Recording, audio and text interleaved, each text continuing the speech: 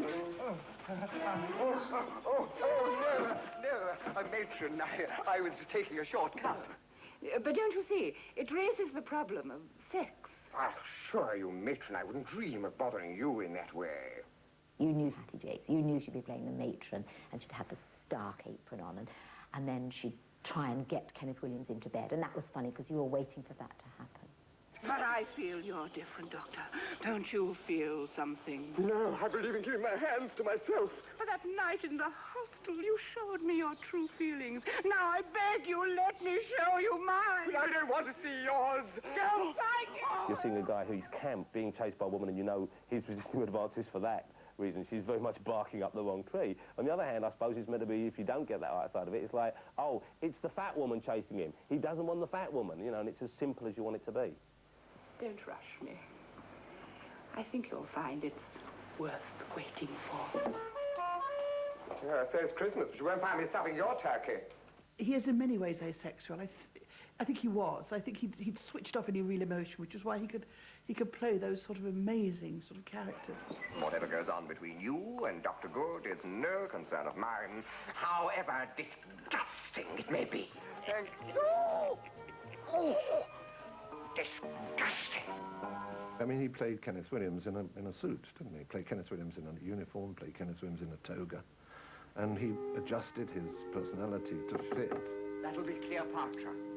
Shall I let her in? Just a minute. Give me a chance to look all sexy. Come in. He was a stereotypical weak person, weak Englishman, you know, which is something that we all sort of identify with. Right, let's have it again. In reverse order. Number 5, 4, 3, 2, 1. Are you one? Oh, yes. You one, too. He lived his life inside out, Kenneth Williams. Most of us have a vivid personal life and are pretty straight outside. He lived the other way around. His own personal life was very ascetic, and his home was like a priest's cell, I'm told. I do like cleaning my own walls down, and it was interesting, I found, you know.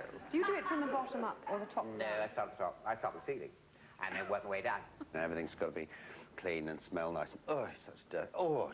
I have a horror of dirt. I have a real horror of it. I'm a hypochondriac, of course, and I think it's all dirt is germ-laden. I think germs are coming in.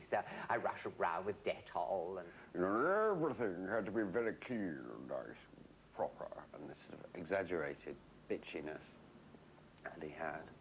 I always keep my vowels open, you see. Lovely vowel sounds, aren't they? I've got the diction, you see. I have got it. Oh, even at drama school they used to say, you've got the diction, Kenny. Go on, show us your diction. The way Kenneth Williams would speak, and there's often the way with camp people, their words come out of their mouth, unashamedly dressed in mink and mules. My father was a cockney. No, he didn't talk like me at all. No, he hated my kind of talk. He was, what did you go around with a plum in your mouth for? Talk like that for? Putting it on, giving yourself airs. Well, I wasn't giving myself airs at all, I think. I think if Kenneth Williams was acidic, and I'm sure, and he was, come on, he wrote that book called Acid Drops that I refer to quite regularly before I go off to parties. You just need 3 or 4 up your sleeve, don't you? Don't freeze your tongue and give yourself a sleigh ride, dear. Yes. He was so good at delivering lines like that, and he was so good at his job, which is exactly what it was. It was his profession, but not a happy man, alas. Emotionally, he couldn't make it in his private life, and he had to discharge that emotion out in public. Du blanc tendre restante, Jacques Cousteau, Yves Saint-Laurent, où est la plume démartante, c'est la vie, ma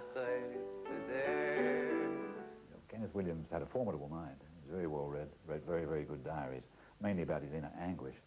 But my own view is that the inner anguish had a lot to do with the fact that his outer expression was just so limited by this wild, weird convention he was working in.